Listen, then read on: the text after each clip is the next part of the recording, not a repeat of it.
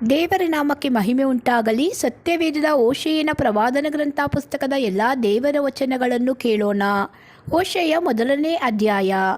ಯಹೂದದ ಅರಸರಾದ ಉಜ್ಜೀಯ, ಯೋತಾಮ, ಅಹಾಜ, ಹಿಜ್ಕೀಯ ಇವರ ಕಾಲದಲ್ಲಿ, ಅಂದರೆ ಇಸ್ರಾಯೇಲಿನ ಅರಸನು ಯೋವಾಷನ ಮಗನೂ ಆದ ಯರೊಬ್ಬಾಮನ ಕಾಲದಲ್ಲಿ, ಬೆಯೇರಿನ ಮಗನಾದ ಹೋಶೇಯನಿಗೆ ಯೆಹೋವನು ದಯಪಾಲಿಸಿದ ವಾಕ್ಯವು.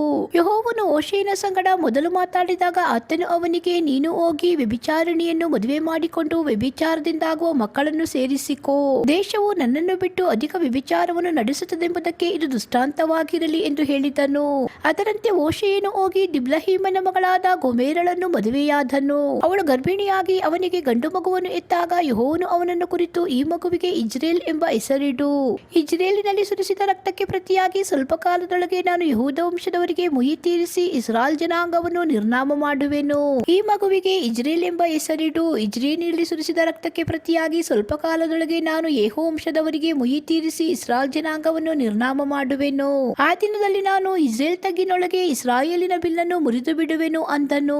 ಅವಳು ಪುನಃ ಗರ್ಭಿಣಿಯಾಗಿ ಹೆಣ್ಣು ಮಗುವನ್ನು ಎತ್ತಾಗ ಯೆಹೋವನು ಹೋಶೇಯನನ್ನು ಕುರಿತು, ಈ ಮಗುವಿಗೆ ಲೋರುಹಾಮ ಎಂಬ ಹೆಸರಿಡು, ಏಕೆಂದರೆ ನಾನು ಇಸ್ರಾಯೇಲ್ ವಂಶದವರಲ್ಲಿ ಇನ್ನು ವಾತ್ಸಲ್ಯವಿಡುವುದಿಲ್ಲ, ಅವರನ್ನು ಎಷ್ಟು ಮಾತ್ರವೂ ಕ್ಷಮಿಸುವುದಿಲ್ಲ. ಆದರೆ ನಾನು ಯೆಹೂದ ವಂಶದವರಲ್ಲಿ ವಾತ್ಸಲ್ಯವಿಟ್ಟು ಅವರನ್ನು ಉದ್ಧರಿಸುವೆನು. ಬಿಲ್ಲು, ಕತ್ತಿ, ಕಾಳಗ, ಕುದುರೆ, ರಾಹುತ ಈ ಮೂಲಕದಿಂದಲ್ಲ, ಅವರ ದೇವರಾದ ಯೆಹೋವನ ಬಲದಿಂದಲೇ ಅವರನ್ನು ರಕ್ಷಿಸುವೆನು ಅಂತನು. ಆ ಕೂಸು ಮಲೆಬಿಟ್ಟ ಮೇಲೆ ಅವಳು ಗರ್ಭಿಣಿಯಾಗಿ ಗಂಡು ಮಗುವನ್ನು ಎತ್ತಳು. ಆಗ ಯೆಹೋವನು ಈ ಮಗುವಿಗೆ ಲೋ ಅಮ್ಮಿ ಎಂಬ ಹೆಸರಿಡು, ಏಕೆಂದರೆ ನೀವು ನನ್ನ ಪ್ರಜೆಯಲ್ಲ, ನಾನು ಇನ್ನು ನಿಮ್ಮ ದೇವರಲ್ಲ ಅಂದನು. ಇಸ್ರಾಯೇಲರ ಸಂಖ್ಯೆಯು ಅಳೆಯುವುದಕ್ಕೂ ಲೆಕ್ಕಿಸುವುದಕ್ಕೂ ಅಸಾಧ್ಯವಾದ ಸಮುದ್ರ ತೀರದ ಉಸಿಬಿನಂತಾಗುವುದು. ಆಗ ಅವರು ನನ್ನ ಪ್ರಜೆಯಿಲ್ಲದವರು ಎನಿಸಿಕೊಳ್ಳುವುದಕ್ಕೆ ಬದಲಾಗಿ ಜೀವಸ್ವರೂಪನಾದ ದೇವರ ಮಕ್ಕಳು ಎನಿಸಿಕೊಳ್ಳುವರು. ಯಹೂದ್ಯರು ಇಸ್ರಾಯೇಲರು ಒಟ್ಟುಗೂಡಿ ಒಬ್ಬನನ್ನೇ ಶಿರಸನ್ನಾಗಿ ಮಾಡಿಕೊಂಡು ದೇಶದೊಳಗಿಂದ ಹೊರಡುವರು. ಇಜ್ರೇಲಿನ ಸುದಿನವು ಅತಿ ವಿಶೇಷವಾದದ್ದು. ಹೋಶೇಯ 2ನೇ ಅಧ್ಯಾಯ. ನಿಮ್ಮ ಸಹೋದರರನ್ನು ಅಮ್ಮಿ, ನಿಮ್ಮ ಸಹೋದರಿಯನ್ನು ರುಹಾಮ ಅನ್ನಿರಿ. ನಿಮ್ಮ ತಾಯಿಯ ಸಂಗಡ ವಾದಿಸಿರಿ. ಅವಳು ನನ್ನ ಹೆಂಡತಿಯಲ್ಲ, ನಾನು ಅವಳ ಗಂಡನಲ್ಲ. ಅವಳು ಸುಳ್ಳೆತನವನ್ನು ತನ್ನ ಮುಖದಿಂದ, ವ್ಯಭಿಚಾರದ ಬೆಡಗನ್ನು ತನ್ನ ಸ್ತನಮಧ್ಯದಿಂದ ತೊಲಗಿಸಲಿ. ಇಲ್ಲವಾದರೆ ನಾನು ಅವಳ ಬಟ್ಟೆಯನ್ನು ಕಿತ್ತು ಅವಳನ್ನು ಹುಟ್ಟಿದಾಗ ಇದ್ದಂತೆ ಬೆತ್ತಲೆಯಾಗಿ ನಿಲ್ಲಿಸಿಬಿಟ್ಟು ಕಾಡನ್ನಾಗಿ ಮಾಡಿ ಮರುಭೂಮಿಯ ಸ್ಥಿತಿಗೆ ತಂದು ನೀರಡಿಕೆಯಿಂದ ಸಾಯಿಸುವೆನು. ಅವಳ ಮಕ್ಕಳನ್ನು ಕರುಣಿಸೆನು.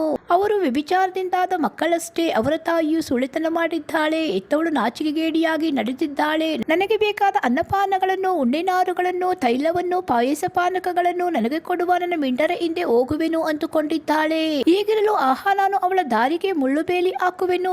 ಬೇಕಾದ ಆದಿಗಳನ್ನು ಹಿಡಿಯದಂತೆ ಅವಳಿಗೆ ಅಡ್ಡಗೋಡೆ ಕಟ್ಟುವೆನು. ಅವಳು ತನ್ನ ಮಿಂಡರನ್ನು ಹಿಂದಟ್ಟಿದರು, ಅವರನ್ನು ಸಂಧಿಸಳು. ಅವರನ್ನು ಹುಡುಕಿದರು, ಅವರು ಸಿಕ್ಕರು. ಆಗ ಅವಳು, ನನ್ನ ಮದುವೆಯ ಗಂಡನ ಬಳಿಗೆ ಹಿಂತಿರುಗಿ ಹೋಗುವೆನು. ಈಗಿನ ನನ್ನ ಸ್ಥಿತಿಗಿಂತ ಆಗಿನ ಸ್ಥಿತಿಯು ಎಷ್ಟೋ ಲೇಸು ಅಂದುಕೊಳ್ಳುವಳು. ತನ್ನ ಧಾನ್ಯ, ದ್ರಾಕ್ಷಾರಸ, ತೈಲಗಳು ನನ್ನಿಂದ ದೊರೆತವುಗಳೆಂದು, ಬಾಳನ ಪೂಜೆಗೆ ಉಪಯೋಗಿಸಿದ ಬೆಳ್ಳಿ ಬಂಗಾರಗಳು ನನ್ನ ಧಾರಾಳವಾದ ವರವೆಂದು ಅವಳಿಗೆ ತಿಳಿಯದು. ಆದ ಕಾರಣ ನಾನು ನನ್ನ ಧಾನ್ಯ ದ್ರಾಕ್ಷಾರಸಗಳನ್ನು ಆಯಾ ಕಾಲದಲ್ಲಿ ಹಿಂದಕ್ಕೆ ತೆಗೆದುಕೊಳ್ಳುವೆನು. ಅವಳ ಮಾನವನ್ನು ಮರೆಮಾಡುವುದಕ್ಕೆ ನಾನು ಕೊಟ್ಟ ಉಣ್ಣೆನಾರುಗಳನ್ನು ಕಿತ್ತು ಬಿಡುವೆನು. ಈಗ ಅವಳ ಮಿಂಡರ ಕಣ್ಣೆದುರಿಗೆ ಅವಳ ನಾಚಿಕೆಗೇಡಿತನವನ್ನು ಬಯಲಿಗೆ ತರುವೆನು. ಅವಳನ್ನು ನನ್ನ ಕೈಯಿಂದ ಯಾರೂ ಬಿಡಿಸರು. ನಾನು ಅವಳ ಉಲ್ಲಾಸ, ಹಬ್ಬ, ಅಮಾವಾಸ್ಯೆ, ಸಬ್ಬತ್ತು, ಮಹೋತ್ಸವ ಇವುಗಳನ್ನೆಲ್ಲ ನಿಲ್ಲಿಸಿ ಬಿಡುವೆನು. ಅವಳು ಯಾವ ಅಂಚೂರ, ದ್ರಾಕ್ಷಿಗಳನ್ನು ಇವು ನನ್ನ ಮಿಂಡರಿಂದಾದ ಪ್ರತಿಫಲ ಅಂದುಕೊಂಡಳೋ ಅವುಗಳನ್ನು ನಾನು ಹಾಳು ಮಾಡಿ ಕಾಡುಗಿಡಗಳ ಗತಿಗೆ ತರುವೆನು. ಅವು ಭೂಜಂತುಗಳಿಗೆ ಆಹಾರವಾಗುವವು. ಅವಳು ನನ್ನನ್ನು ಮರೆತು ಮೂಗುತ್ತಿ ಮೊದಲಾದ ಒಡವೆಗಳಿಂದ ತನ್ನನ್ನು ಸಿಂಗರಿಸಿಕೊಂಡು ಮಿಂಡರ ಹಿಂದೆ ಹೋಗಿ ಬಾಳ್ ದೇವತೆಗಳ ಉತ್ಸವ ದಿನಗಳಲ್ಲಿ ಧೂಪ ಹಾಕಿದ್ದಕ್ಕೆ ನಾನು ಅವಳನ್ನು ದಂಡಿಸುವೆನು. ಇದು ಯೆಹೋವನ ನುಡಿ. ಆಹಾ, ನಾನು ಅವಳನ್ನು ಒಲಿಸಿ ಅಡವಿಗೆ ಕರೆಕೊಂಡು ಹೋಗಿ ಅವಳೊಂದಿಗೆ ಹೃದಯಂಗಮವಾಗಿ ಮಾತಾಡುವೆನು. ಅವಳ ದ್ರಾಕ್ಷಿಯ ತೋಟಗಳನ್ನು ಅಲ್ಲಿರುವಾಗಲೇ ಅವಳಿಗೆ ಹಿಂದಕ್ಕೆ ಕೊಡುವೆನು. ಅಕೋರಿನ ತಗ್ಗನ್ನೇ ಅವಳ ಸುಖ ನಿರೀಕ್ಷೆಗೆ ದ್ವಾರವನ್ನಾಗಿ ಮಾಡುವೆನು. ಯೌವನದಲ್ಲಿ ಐಗುಪ್ತ ದೇಶದೊಳಗಿಂದ ಹೊರಟು ಬಂದ ದಿನದಲ್ಲಿ ಇದ್ದಂತೆ ಅಲ್ಲಿ ಒಲುಮೆಯಿಂದಿರುವಳು. ಯೆಹೋವನು ಇಂತೆನ್ನುತ್ತಾನೆ, ಆ ಕಾಲದಲ್ಲಿ ನೀನು ನನ್ನನ್ನು ಇನ್ನು ಬಾಳಿ ಅನ್ನದೆ ಈಶಿ ಅನ್ನುವಿ. ನಾನು ಬಾಳ್ ದೇವತೆಗಳ ಹೆಸರುಗಳನ್ನು ನಿನ್ನ ಬಾಯೊಳಗಿಂದ ತೊಲಗಿಸುವೆನು. ಅವುಗಳನ್ನು ಇನ್ನು ಎತ್ತದಿರುವಿ. ಆ ಕಾಲದಲ್ಲಿ ನಾನು ನನ್ನ ಜನರಿಗಾಗಿ ಭೂಜಂತುಗಳಿಗೂ ಆಕಾಶ ಪಕ್ಷಿಗಳಿಗೂ ನೆಲದ ಕ್ರಿಮಿಕೀಟಗಳಿಗೂ ನಿಬಂಧನೆ ಮಾಡಿ ವಿಧಿಸಿ, ಬಿಲ್ಲು, ಕತ್ತಿ, ಕಾಳಗಗಳನ್ನು ದೇಶದಲ್ಲಿ ನಿಲ್ಲದಂತೆ ಧ್ವಂಸಪಡಿಸಿ ನನ್ನ ಜನರು ನಿರ್ಭಯವಾಗಿ ವಾಸಿಸುವಂತೆ ಮಾಡುವೆನು. ನಾನು ನಿನ್ನನ್ನು ಶಾಶ್ವತವಾಗಿ ಒರಿಸುವೆನು. ಹೌದು, ನೀತಿ, ನ್ಯಾಯ, ಪ್ರೀತಿ, ದಯೆಗಳಿಂದ ನಿನ್ನನ್ನು ಒರಿಸುವೆನು. ನಾನು ನಿನ್ನನ್ನು ನಂಬಿಕೆಯಿಂದ ಹೊರಿಸಲು ನೀನು ಯೆಹೋವನಾದರನನ್ನು ತಿಳಿದುಕೊಳ್ಳುವಿ. ಯೆಹೋವನು ಇಂತೆನ್ನುತ್ತಾನೆ, ಆ ಕಾಲದಲ್ಲಿ ನಾನು ಒಲುಮೆ ತೋರಿಸುವೆನು. ಬೇಡುವ ಆಕಾಶಕ್ಕೆ ನಾನು ಒಲಿಯಲು, ಬೇಡುವ ಭೂಮಿಗೆ ಅದು ಒಲಿಯುವುದು. ಬೇಡುವ ಧಾನ್ಯ ದ್ರಾಕ್ಷಾರಸ ತೈಲಗಳಿಗೆ ಭೂಮಿಯು ಒಲಿಯುವುದು. ಬೇಡುವ ಇಜ್ರೇಲಿಗೆ ಅವು ಒಲಿಯುವವು. ನಾನು ದೇಶದಲ್ಲಿ ಇಜ್ರೇಲನ್ನು ನನಗಾಗಿ ಬಿತ್ತಿಕೊಳ್ಳುವೆನು. ಲೋ ರುಹಾಮಳಿಗೆ ವಾತ್ಸಲ್ಯವನ್ನು ತೋರಿಸುವೆನು. ಲೋ ಅಮ್ಮಿಗೆ ನೀನು ನನ್ನ ಪ್ರಜೆಯೇ ಎಂದು ಹೇಳುವೆನು. ಅವರು ನನ್ನನ್ನು ನನ್ನ ದೇವರೇ ಎಂದು ಭಜಿಸುವರು.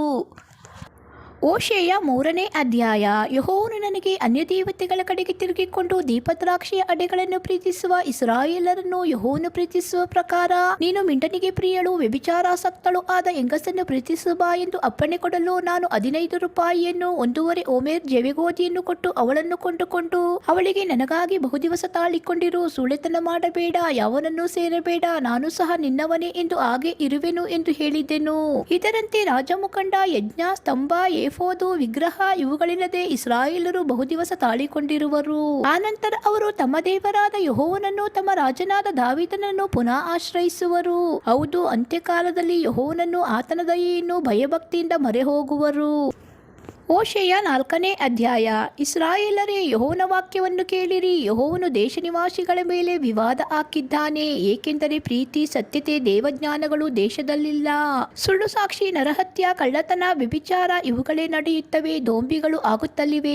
ದೇಶವೆಲ್ಲ ರಕ್ತಮಯವಾಗಿದೆ. ಈಗಿರಲು ದೇಶವು ನರಳುವುದು, ಅದರಲ್ಲಿ ವಾಸಿಸುವ ಸಕಲ ಭೂಜಂತುಗಳು, ಆಕಾಶ ಪಕ್ಷಿಗಳು ಬಳಲಿ ಹೋಗುವವು, ಸಮುದ್ರದ ಮೀನುಗಳು ಸಹ ನೀಗಿ ಹೋಗುವವು. ಯಾವನು ಎದುರಿಸದಿರಲಿ, ಯಾವನು ಖಂಡಿಸದಿರಲಿ. ನಿಮ್ಮ ಜನರು ಯಾಜಕನೊಂದಿಗೆ ಹೋರಾಡುವವರಂತಿದ್ದಾರೆ. ಆಹಾ ಯಾಜಕರೇ, ನೀವು ಹಗಲಿನಲ್ಲಿ ಎಡವುವಿರಿ, ರಾತ್ರಿಯಲ್ಲಿ ನಿಮ್ಮೊಂದಿಗೆ ಪ್ರವಾದಿಗಳು ಎಡವುವರು. ನಾನು ನಿಮ್ಮ ವಂಶಮೂಲವನ್ನು ನಾಶ ಮಾಡುವೆನು. ನನ್ನ ಜನರು ಜ್ಞಾನಹೀನರಾಗಿ ಹಾಳಾಗಿದ್ದಾರೆ. ನೀವು ಜ್ಞಾನವನ್ನು ತಳ್ಳಿಬಿಟ್ಟದ್ದರಿಂದ ಇನ್ನು ನನಗೆ ಯಾಜಕ ಸೇವೆ ಮಾಡದಂತೆ ನಾನು ನಿಮ್ಮನ್ನು ತಳ್ಳಿಬಿಡುವೆನು. ನೀವು ನಿಮ್ಮ ದೇವರ ಧರ್ಮೋಪದೇಶವನ್ನು ಮರೆತ ಕಾರಣ ನಾನು ನಿಮ್ಮ ಸಂತತಿಯವರನ್ನು ಮರೆಯುವೆನು. ಅವರು ಹೆಚ್ಚಿದ ಹಾಗೆಲ್ಲ ನನಗೆ ಹೆಚ್ಚೆಚ್ಚಾಗಿ ಪಾಪ ಮಾಡುತ್ತಾ ಬಂದರು. ನಾನು ಅವರ ಮಾನವನ್ನು ಅವಮಾನಕ್ಕೆ ಮಾರ್ಪಡಿಸುವೆನು.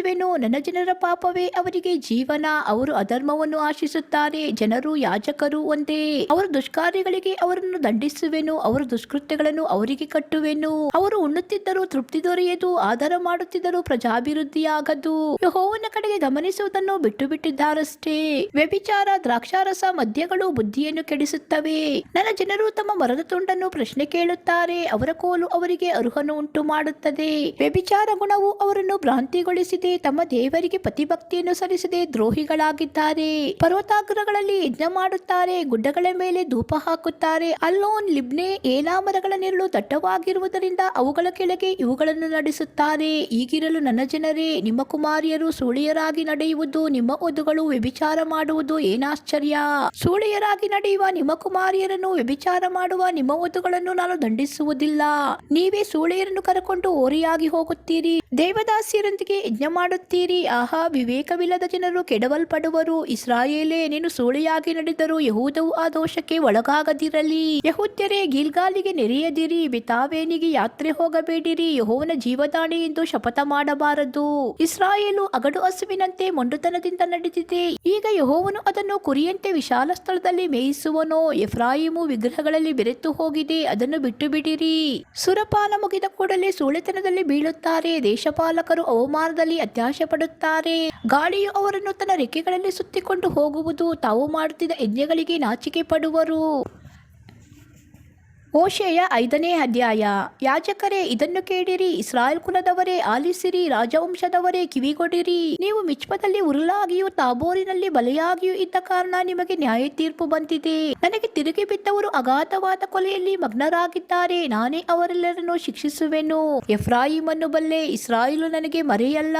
ಎಫ್ರಾಯಿಮೇ, ನೀನೀಗ ಸುಳ್ಳೆತನ ಮಾಡಿದ್ದಿ. ಇಸ್ರಾಯೇಲು ಒಲೆಯಾಗಿದೆ. ಅವು ತಮ್ಮ ದೇವರ ಕಡೆಗೆ ತಿರುಗಿಕೊಳ್ಳಲು ಅವುಗಳ ದುಷ್ಕೃತ್ಯಗಳು ಬಿಡವು. ವ್ಯಭಿಚಾರ ಸ್ವಭಾವ ಅವುಗಳಲ್ಲಿ ನೆಲೆಗೊಂಡಿದೆ.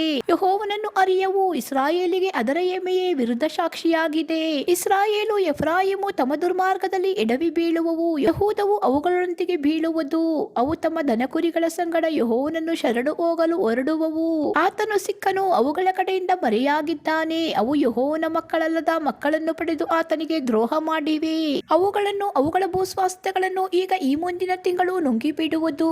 ಗಿಬ್ಯದಲ್ಲಿ ತುತ್ತೂರಿಯನ್ನೂದಿರಿ, ರಾಮದಲ್ಲಿ ಕೊಂಬು ಕೂಗಲಿ, ಬೆತಾವೇನಿನಲ್ಲಿ ಆರ್ಭಟಿಸಿರಿ. ಬೆನ್ಯಾಮೀನೇ, ಹಿಂದೆ ನೋಡು, ಖಂಡನೆಯ ದಿನದಲ್ಲಿ ಎಫ್ರಾಯಿಮು ಹಾಳಾಗುವುದು. ಇಸ್ರಾಯೇಲ್ ಕುಲಗಳ ಭವಿಷ್ಯತ್ತಿನ ನಿಶ್ಚಯವನ್ನು ತಿಳಿಯಪಡಿಸಿದ್ದೇನೆ. ಯಹೂದದ ಮುಖಂಡರು ಮೇರಿಯನ್ನು ಒತ್ತುವವರಂತಿದ್ದಾರೆ, ಅವರ ಮೇಲೆ ನನ್ನ ರೌದ್ರವನ್ನು ನೀರಿನ ಹಾಗೆ ಒಯ್ದು ಬಿಡುವೆನು. ಎಫ್ರಾಯಿಮು ವ್ಯರ್ಥಾಚಾರಗಳನ್ನು ಅನುಸರಿಸಲು ಮನಸ್ಸು ಮಾಡಿದ ಕಾರಣ ಅದು ದೇವರ ನ್ಯಾಯ ತೀರ್ಪಿಗೆ ಗುರಿಯಾಗಿ ಹಿಂಸಿಸಲ್ಪಟ್ಟಿದೆ, ಜಜ್ಜಲ್ಪಟ್ಟಿದೆ. ನಾನು ಎಫ್ರಾಯಿಮಿಗೆ ನುಸ್ಸಿ ಯಹೂದ ಕುಲಕ್ಕೆ ಕುಟ್ಟೆ. ಈಗಿರಲು ಎಫ್ರಾಯಿಮು ತಾನು ರೋಗಿ ಎಂದು ತಿಳುಕೊಂಡಿತ್ತು, ಯಹೂದವು ತನ್ನ ಋಣವನ್ನು ನೋಡಿಕೊಂಡಿತ್ತು. ಆಗ ಎಫ್ರಾಯಿಮು ಅಶ್ಶೂರದ ಕಡೆಗೆ ತಿರುಗಿಕೊಂಡು ಜಗಳಗಂಟ ಮಹಾರಾಜನ ಬಳಿಗೆ ದೂತರನ್ನು ಕಳುಹಿಸಿತು. ಆದರೆ ಅವನು ನಿಮ್ಮನ್ನು ಸ್ವಸ್ಥ ಮಾಡಲಾರನು, ನಿಮ್ಮ ಋಣವನ್ನು ಗುಣಪಡಿಸಲಾರನು. ನಾನು ಎಫ್ರಾಯಿಮಿಗೆ ಸಿಂಹವು, ಯಹೂದ ಕುಲಕ್ಕೆ ಪ್ರಾಯದ ಸಿಂಹವೂ ಆಗುವೆನು. ನಾನೇ ಸೀಳಿ ಬಿಟ್ಟು ಹೋಗುವೆನು, ಎತ್ತಿಕೊಂಡು ಒಯ್ಯಲು ಯಾರೂ ಬಿಡಿಸರು. ನನ್ನ ಜನರು ತಮ್ಮ ದೋಷ ಫಲವನ್ನು ಅನುಭವಿಸಿ ನನ್ನ ಪ್ರಸನ್ನತೆಯನ್ನು ಬೇಡಿಕೊಳ್ಳುವ ತನಕ ನಾನು ನನ್ನ ವಾಸಸ್ಥಾನಕ್ಕೆ ಹಿಂತಿರುಗಿ ಹೋಗಿರುವೆನು. ಅವರು ಇಕ್ಕಟ್ಟಿಗೆ ಸಿಕ್ಕಿದ ಕೂಡಲೇ ನನ್ನನ್ನು ಆಶ್ರಯಿಸುವರು. ಹೋಶೇಯ 6ನೇ ಅಧ್ಯಾಯ. ಅವರು ಯೆಹೋವನ ಕಡೆಗೆ ಹಿಂತಿರುಗಿ ಹೋಗೋಣ ಬನ್ನಿರಿ, ನಮ್ಮನ್ನು ಸೀಳಿಬಿಟ್ಟವನು ಆತನೇ, ಆತನೇ ಸ್ವಸ್ಥ ಮಾಡುವನು. ಹೊಡೆದವನು ಆತನೇ, ಆತನೇ ನಮ್ಮ ಗಾಯಗಳನ್ನು ಕಟ್ಟುವನು. ಒಂದೆರಡು ದಿನದ ಮೇಲೆ ಆತನು ನಮ್ಮನ್ನು ಬದುಕಿಸುವನು, ಮೂರನೇ ದಿನದಲ್ಲಿ ಆತನು ನಮ್ಮನ್ನೆಬ್ಬಿಸಲು ಆತನ ಸಾನ್ನಿಧ್ಯದಲ್ಲಿ ಬಾಳುವೆವು. ಯೆಹೋವನನ್ನು ತಿಳಿದುಕೊಳ್ಳೋಣ, ಹುಡುಕಿ ಹುಡುಕಿ ತಿಳಿದುಕೊಳ್ಳೋಣ. ಆತನ ಆಗಮನವು ಉದಯದಂತೆ ನಿಶ್ಚಯ. ಆತನ ಮುಂಗಾರಿನಂತೆಯೂ ಭೂಮಿಯನ್ನು ತಂಪು ಮಾಡುವ ಹಿಂಗಾರಿನಂತೆಯೂ ನಮಗೆ ಸಿಕ್ಕುವನು ಅಂದುಕೊಂಡು ನನ್ನನ್ನು ಮರೆ ಹೋಗುವರು. ಎಫ್ರಾಯಿಮೇ, ನಾನು ನಿನ್ನನ್ನು ಹೇಗೆ ತಿದ್ದಲಿ? ಯಹೂದವೇ, ನಿನ್ನನ್ನು ಹೇಗೆ ಸರಿ ಮಾಡಲಿ? ನಿಮ್ಮ ಭಕ್ತಿಯು ಪ್ರಾಂತಕಾಲದ ಮೋಡಕ್ಕೂ ಬೇಗನೆ ಮಾಯವಾಗುವ ಇಬ್ಬನಿಗೂ ಸಮಾನವಾಗಿದೆ. ಆದ ಕಾರಣ ನಾನು ನಿಮ್ಮ ಜನರನ್ನು ಪ್ರವಾದಿಗಳ ಮೂಲಕ ಹತ್ತಿಸಿದ್ದೇನೆ, ನನ್ನ ಬಾಯಿ ಮಾತುಗಳಿಂದ ಸಂಹರಿಸಿದ್ದೇನೆ. ನನ್ನ ನ್ಯಾಯದಂಡನೆಯು ಮಿಂಚಿನಂತೆ ಹೊರಡುವುದು. ನನಗೆ ಯಜ್ಞವೂ ಬೇಡ, ಕರುಣೆಯೇ ಬೇಕು. ಹೋಮಗಳಿಗಿಂತ ದೇವಜ್ಞಾನವೇ ಇಷ್ಟ.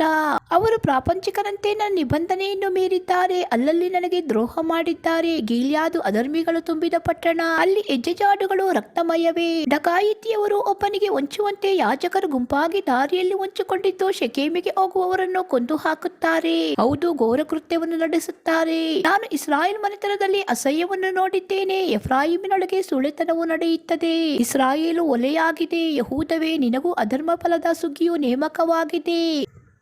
ಹೋಶೇಯ 7ನೇ ಅಧ್ಯಾಯ. ನಾನು ನನ್ನ ಜನರ ದುರವಸ್ಥೆಯನ್ನು ತಪ್ಪಿಸಿ ಇಸ್ರಾಯೇಲನ್ನು ಸ್ವಸ್ಥ ಮಾಡಬೇಕೆಂದಿರುವಾಗ ಎಫ್ರಾಯಿಮಿನ ಅಧರ್ಮವು, ಸಮಾರ್ಯದ ದುಷ್ಟತನವು ವ್ಯಕ್ತವಾಗುತ್ತವೆ. ಎಲ್ಲರೂ ಮೋಸ ಮಾಡುತ್ತಾರೆ, ಒಳಗೆ ಕಳ್ಳರು ನುಗ್ಗುತ್ತಾರೆ, ಹೊರಗೆ ಡಕಾಯಿತಿಯವರು ಸುಲಿಯುತ್ತಾರೆ. ತಮ್ಮ ದುರ್ಮಾರ್ಗವೆಲ್ಲ ಯೆಹೋವನ ಜ್ಞಾಪಕದಲ್ಲಿರುತ್ತದೆ ಎಂದು ಅವರು ಮಂದಟ್ಟು ಮಾಡಿಕೊಳ್ಳುವುದಿಲ್ಲ. ಅವರ ದುಷ್ಕೃತ್ಯಗಳು ಈಗ ಅವರನ್ನು ಮುತ್ತಿಕೊಂಡಿವೆ, ನನ್ನ ಕಣ್ಣೆದುರಿಗಿವೆ. ತಮ್ಮ ಕೆಟ್ಟತನದಿಂದ ರಾಜನನ್ನು ಆನಂದಗೊಳಿಸುತ್ತಾರೆ, ಸುಳ್ಳುಗಳಿಂದ ಮುಖಂಡರನ್ನು ಸಂತೋಷಪಡಿಸುತ್ತಾರೆ. ಅವರೆಲ್ಲರೂ ವ್ಯಭಿಚಾರಿಗಳು. ರೊಟ್ಟಿಗಾರನು ಬೆಂಕಿ ಹೊತ್ತಿಸಿ ಉರಿಸಿ ಕಣಕವನ್ನು ನಾದಿದಾಗಿನಿಂದ ಉಳಿಬರುವ ತನಕ ಮತ್ತಷ್ಟು ಉರಿಸದೆ ಹಾಗೆಯೇ ಬಿಟ್ಟಿರುವ ಒಲೆಗೆ ಸಮಾನರಾಗಿದ್ದಾರೆ. ನಮ್ಮ ರಾಜನ ವರ್ಧಂತಿಯ ದಿನದಲ್ಲಿ ದ್ರಾಕ್ಷಾರಸದ ಉಷ್ಣವು ದೇಶಾಧಿಪತಿಗಳ ತಲೆಗೇರಲು ಆರಂಭವಾಯಿತು. ರಾಜನು ಆ ತುಂಟರ ಕೈಯ ಮೇಲೆ ಕೈ ಹಾಕಿದನು. ಅವರು ಹೊಂಚಿಕೊಂಡಿರುವಾಗ ಆಹಾ, ತಮ್ಮ ಹೃದಯವನ್ನು ಒಲೆಯಂತೆ ಸಿದ್ಧ ಮಾಡಿರುತ್ತಾರೆ. ಅವರ ರೋಷಾಗ್ನಿಯು ರಾತ್ರಿಯೆಲ್ಲ ಒತ್ತಿಕೊಂಡೇ ಇರುತ್ತದೆ, ಬೆಳಗ್ಗೆ ದಗದಗನೆ ಉರಿಯುತ್ತದೆ. ಎಲ್ಲರೂ ಒಲೆಯಂತೆ ಜಲವೇರಿ ತಮ್ಮ ನ್ಯಾಯಾಧೀಶ್ವರರನ್ನು ನುಂಗಿಬಿಡುತ್ತಾರೆ. ಅವರ ಸಕಲ ರಾಜರು ಬಿದ್ದಿರುತ್ತಾರೆ, ಅವರೊಳಗೆ ನನ್ನನ್ನು ಪ್ರಾರ್ಥಿಸುವವರೇ ಇಲ್ಲ. ಎಫ್ರಾಯಿಮು ಜನಾಂಗಗಳಲ್ಲಿ ಕಲಿತುಕೊಳ್ಳುತ್ತದೆ. ಎಫ್ರಾಯಿಮು ತಿರುವಿ ಹಾಕದ ಚಪಾತಿ, ಅನ್ಯರು ಅದರ ಶಕ್ತಿಯನ್ನು ಈರಿಬಿಟ್ಟಿದ್ದರೂ ಅದಕ್ಕೆ ತಿಳಿಯದು. ಅದರ ತಲೆಯ ಮೇಲೆ ಅಲ್ಲಲ್ಲಿ ನರೆ ಕಾಣಿಸಿದರೂ ಅದಕ್ಕೆ ಗೊತ್ತಿಲ್ಲ. ಇಸ್ರಾಯೇಲಿಗೆ ಅದರ ಹೆಮ್ಮೆಯೇ ವಿರುದ್ಧ ಸಾಕ್ಷಿಯಾಗಿದೆ. ಇದೆಲ್ಲ ಸಂಭವಿಸಿದರೂ ಅದು ತನ್ನ ದೇವರಾದ ಯೆಹೋವನ ಕಡೆಗೆ ತಿರುಗಿಕೊಳ್ಳಲಿಲ್ಲ, ಆತನನ್ನು ಆಶ್ರಯಿಸಲಿಲ್ಲ. ಎಫ್ರಾಯಿಮು ಬುದ್ಧಿ ವಿವೇಕಗಳಿಲ್ಲದ ಪಾರಿವಾಳದಂತಿದೆ. ಅದರ ಜನರು ಐಗುಪ್ತವನ್ನು ಕೂಗುತ್ತಾರೆ, ಅಶ್ಶೂರಕ್ಕೆ ಹೊರಡುತ್ತಾರೆ. ಹೊರಟ ಕೂಡಲೇ ಅವರ ಮೇಲೆ ನನ್ನ ಬಲೆಯನ್ನು ಬೀಸಿ ಆಕಾಶದ ಪಕ್ಷಿಗಳ ಆಗಿ ಅವರನ್ನು ಕೆಳಕ್ಕೆ ಎಳೆಯುವೆನು. ಅವರೆಲ್ಲರ ಕಿವಿಗೆ ಬಿದ್ದ ಮಾತಿಗನುಸಾರವಾಗಿ ಅವರನ್ನು ಶಿಕ್ಷಿಸುವೆನು. ಅವರು ನನ್ನ ಕಡೆಯಿಂದ ಅಗಲಿ ಹೋಗಿದ್ದಾರೆ, ಹಾಳಾಗಲಿ. ನನಗೆ ದ್ರೋಹ ಮಾಡಿದ್ದಾರೆ, ನಾಶವಾಗಲಿ. ನಾನು ಅವರನ್ನು ಉದ್ಧರಿಸಬೇಕೆಂದಿರುವಾಗಲೂ ನನ್ನ ವಿಷಯವಾಗಿ ಸುಳ್ಳಾಡಿದ್ದಾರೆ. ಅವರನ್ನು ಹೇಗೆ ಉದ್ಧರಿಸಲಿ?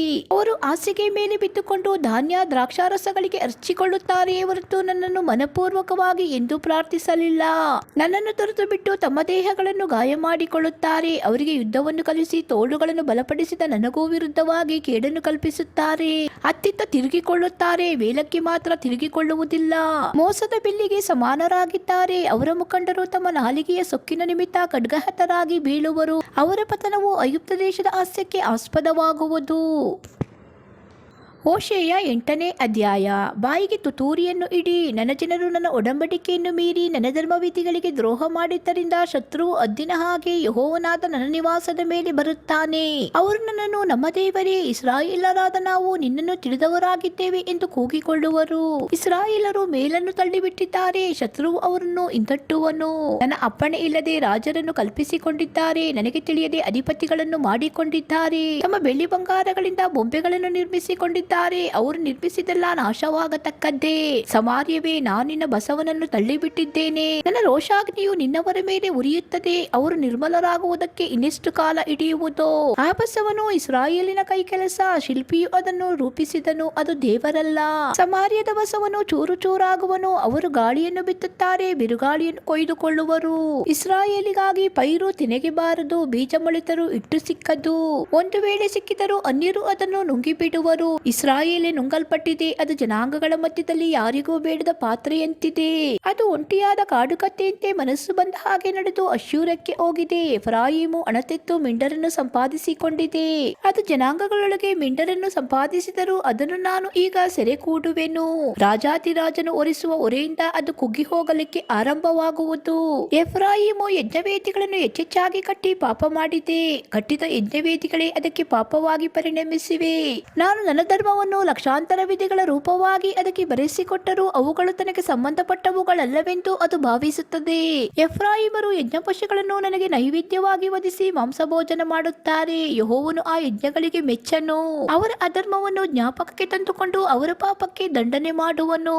ಅವರು ಐಗುಪ್ತಕ್ಕೆ ಹಿಂದಿರುಗಬೇಕಾಗುವುದು. ಇಸ್ರಾಯೇಲು ತನ್ನ ಸೃಷ್ಟಿಕರ್ತನನ್ನು ಮರೆತು ಅರಮನೆಗಳನ್ನು ಕಟ್ಟಿಕೊಂಡಿದೆ, ಯೆಹೂದವು ಕೋಟೆಕೊತ್ತಲುಗಳ ಪಟ್ಟಣಗಳನ್ನು ಮಾಡಿಕೊಂಡಿದೆ. ಆಹಾ, ನಾನು ಆ ಪಟ್ಟಣಗಳ ಮೇಲೆ ಬೆಂಕಿಯನ್ನು ಕಳುಹಿಸುವೆನು, ಅದು ಆ ಸೌಧಗಳನ್ನು ನುಂಗಿಬಿಡುವುದು. ಹೋಶೇಯ 9ನೇ ಅಧ್ಯಾಯ. ಇಸ್ರಾಯೇಲೇ, ಜನಾಂಗಗಳಂತೆ ಮಿತಿಮೀರಿ ಉಲ್ಲಾಸಿಸಬೇಡ. ನೀನು ನಿನ್ನ ದೇವರನ್ನು ಬಿಟ್ಟು ಸುಳ್ಳೆತನ ನಡೆಸಿದ್ದಿ, ಎಲ್ಲಾ ಕಣಗಳಲ್ಲಿನ ಫಲವನ್ನು ಅದರ ಪ್ರತಿಫಲವಾಗಿ ಆಶಿಸಿದ್ದಿ. ಕಣವು ದ್ರಾಕ್ಷಿಯ ತೊಟ್ಟಿಯು ನಿನ್ನ ಜನರಿಗೆ ಜೀವನವಾಗವು, ದ್ರಾಕ್ಷಾರಸದ ನಿರೀಕ್ಷೆಯು ಅವರಿಗೆ ವ್ಯರ್ಥವಾಗಿ ಹೋಗುವುದು. ಅವರು ಯೆಹೋವನ ದೇಶದಲ್ಲಿ ಇನ್ನೂ ವಾಸಿಸರು, ಎಫ್ರಾಯಿಮರು ಐಗುಪ್ತಕ್ಕೆ ಹಿಂತಿರುಗುವರು. ಅಶ್ಶೂರದಲ್ಲಿ ಅವರು ತಿನ್ನುವ ಆಹಾರವು ಹೊಲಸಾಗುವುದು, ಯೆಹೋವನಿಗೆ ದ್ರಾಕ್ಷಾರಸವನ್ನು ನೈವೇದ್ಯವಾಗಿ ಸುರಿಯರು. ಅವರ ಯಜ್ಞಗಳು ಆತನಿಗೆ ಮೆಚ್ಚುಗೆಯಾಗವು, ಅವರ ಆಹಾರವು ಎಣದ ಮನೆಯ ಆಹಾರದಂತಿರುವುದು. ಅದನ್ನು ತಿನ್ನುವವರೆಲ್ಲರೂ ಅಶುದ್ಧರಾಗುವರು, ಅದು ಹೊಟ್ಟೆ ತುಂಬುವುದಕ್ಕೆ ಮಾತ್ರ ಅನುಕೂಲಿಸುವುದು, ಅದು ಯೆಹೋವನ ಆಲಯಕ್ಕೆ ಬಂದಿಲ್ಲವಷ್ಟೇ. ನೀವು ಹಬ್ಬದ ದಿನದಲ್ಲಿ, ಯೆಹೋವನ ಮಹೋತ್ಸವ ದಿವಸದಲ್ಲಿ ಏನು ಮಾಡುವಿರಿ? ಆಹಾ, ಅವರು ಹಾಳಾದ ದೇಶವನ್ನು ಬಿಟ್ಟು ಹೋಗುವರು, ಐಗುಪ್ತವು ಅವರಿಗೆ ಸ್ಮಶಾನವಾಗುವುದು, ಮೋಫ್ ಪಟ್ಟಣವು ಅವರನ್ನು ಓಣಿಡುವುದು. ಅವರ ಇಷ್ಟದ ಬೆಳ್ಳಿಯ ಒಡವೆಗಳು ದಬ್ಬೆಗಳ್ಳಿಗಳ ಪಾಲಾಗುವವು, ಮುಳ್ಳುಗಿಡಗಳು ಅವರ ಗುಡಾರಗಳಲ್ಲಿ ಹುಟ್ಟಿಕೊಳ್ಳುವವು. ದಂಡನೆಯ ದಿನಗಳು ಹತ್ತರಿಸಿವೆ, ಮುಯಿ ತೀರಿಸುವ ದಿವಸಗಳು ಸಮೀಪಿಸಿವೆ. ಇಸ್ರಾಯೇಲಿನ ಅನುಭವಕ್ಕೆ ಬಂದೇ ಬರುವವು. ಇಸ್ರಾಯೇಲೇ, ನಿನ್ನ ಅಧರ್ಮವು ಬಹಳವಾಗಿರುವುದರಿಂದಲೂ ವಿರೋಧವು ಹೆಚ್ಚಾಗಿರುವುದರಿಂದಲೂ ಪ್ರವಾದಿಯ ಮೂರ್ಖನು, ದೇವರಾತ್ಮವಿಷ್ಟನು, ಹುಚ್ಚನು ಅಂದುಕೊಳ್ಳುತ್ತಿ. ಎಫ್ರಾಯೀಮು ನನ್ನ ದೇವರ ವಿಷಯವಾಗಿ ಹೊಂಚು ಹಾಕುತ್ತದೆ, ಪ್ರವಾದಿಯ ಮಾರ್ಗಗಳಲ್ಲೆಲ್ಲ ಬೇಟೆಯ ಬಲೆಯು ಒಡ್ಡಿದೆ. ಅವನ ದೇವರ ಆಲಯದಲ್ಲಿಯೂ ಶತ್ರು ವಿರೋಧವು ಕಾದಿದೆ. ಪೂರ್ವದಲ್ಲಿ ಗಿಬ್ಯದವರು ಕೆಡಿಸಿಕೊಂಡಂತೆ ಎಫ್ರಾಯೀಮರು ತಮ್ಮನ್ನು ತೀರಾ ಕೆಡಿಸಿಕೊಂಡಿದ್ದಾರೆ. ದೇವರು ಅವರ ಅಧರ್ಮವನ್ನು ಜ್ಞಾಪಕಕ್ಕೆ ತಂದುಕೊಂಡು ಅವರ ಪಾಪಗಳಿಗೆ ಪ್ರತಿದಂಡನೆ ಮಾಡುವನು.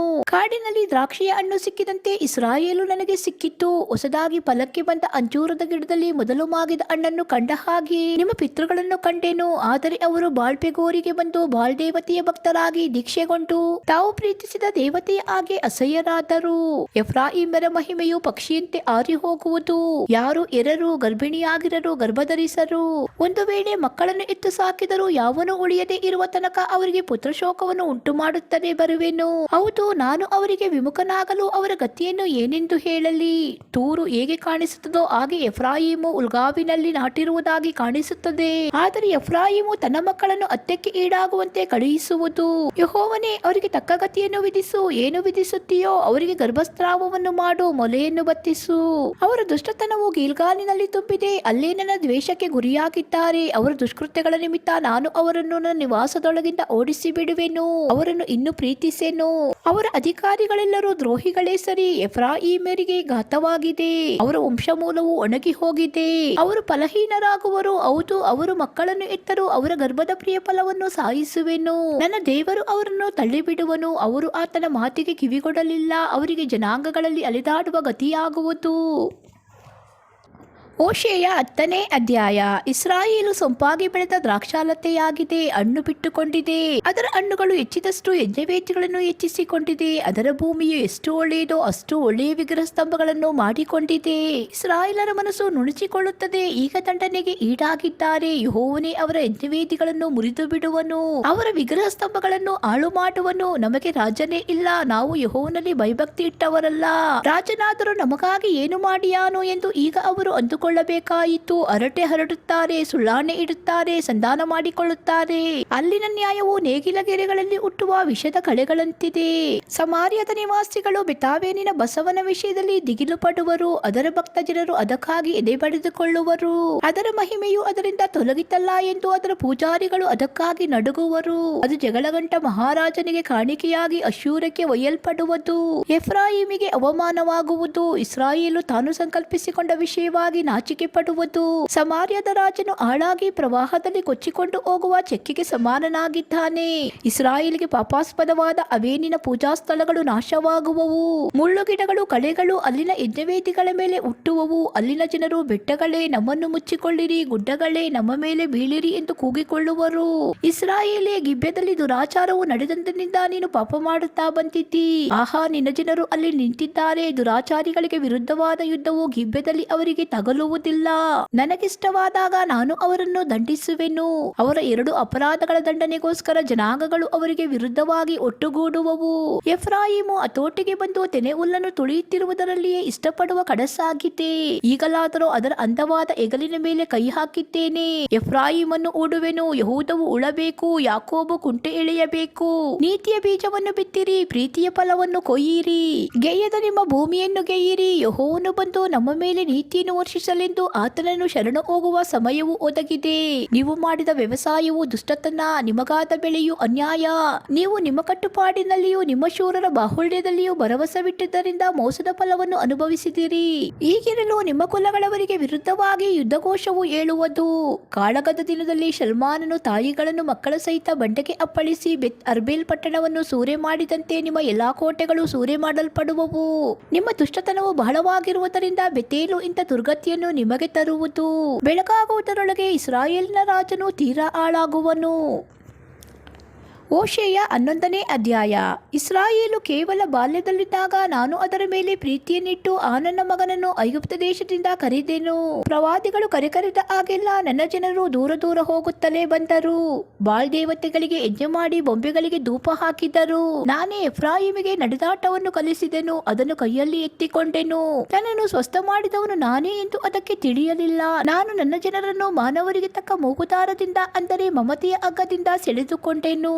ನೊಗವನ್ನು ತಲೆಯ ಈಚೆಗೆ ತೆಗೆಯುವವರಂತೆ ನಾನು ಅವರನ್ನು ಸುಧಾರಿಸಿ ಅವರಿಗೆ ತೀನಿಯನ್ನು ನಯದಿಂದ ಇಕ್ಕಿದೆನು. ಇಸ್ರಾಯೇಲು ಐಗುಪ್ತ ದೇಶಕ್ಕೆ ಹಿಂತಿರುಗದು. ಅದು ನನ್ನ ಕಡೆಗೆ ಹಿಂತಿರುಗಲು ಒಪ್ಪದ ಕಾರಣ ಅಶ್ಶೂರವೇ ಅದಕ್ಕೆ ರಾಜನಾಗಬೇಕು. ಅದರ ದುರಾಲೋಚನೆಗಳ ನಿಮಿತ್ತ ಖಡ್ಗವು ಅದರ ಪಟ್ಟಣಗಳ ಮೇಲೆ ಬೀಸಲ್ಪಟ್ಟು ಅಲ್ಲಿನ ಲಾಳವೆಂಟಿಗೆಗಳನ್ನು ಧ್ವಂಸ ಮಾಡಿ ನುಂಗಿಬಿಡುವುದು. ನನ್ನ ಕಡೆಯಿಂದ ತಿರುಗಿಕೊಳ್ಳುವುದು ನನ್ನ ಜನರ ಗುಣವೇ. ಅವರನ್ನು ಮೇಲಕ್ಕೆ ಕರೆಯುವವರು ಇದ್ದರೂ ಮೇಲಕ್ಕೆತ್ತುವವರು ಯಾರೂ ಇಲ್ಲ. ಎಫ್ರಾಯಿಮೇ, ನಾನು ನಿನ್ನನ್ನು ಹೇಗೆ ತ್ಯಜಿಸಲಿ? ಇಸ್ರಾಯೇಲೇ, ಹೇಗೆ ನಿನ್ನನ್ನು ಕೈ ಬಿಡಲಿ? ಅಯ್ಯೋ, ನಿನ್ನನ್ನು ಆತ್ಮದ ಗತಿಗೆ ಹೇಗೆ ತರಲಿ? ಚೆಬೋಹೀಮಿನಂತೆ ಹೇಗೆ ನಾಶ ಮಾಡಲಿ? ನನ್ನೊಳಗೆ ಮನಸ್ಸು ತಿರುಗಿತ್ತು, ಕರುಳು ತೀರಾ ಮರುಗಿತ್ತು. ನನ್ನ ಉಗ್ರ ಕೋಪವನ್ನು ತೀರಿಸೆನು, ಎಫ್ರಾಯಿಮನ್ನು ನಾಶ ಮಾಡಲು ತಿರುಗಿಕೊಳ್ಳೆನು.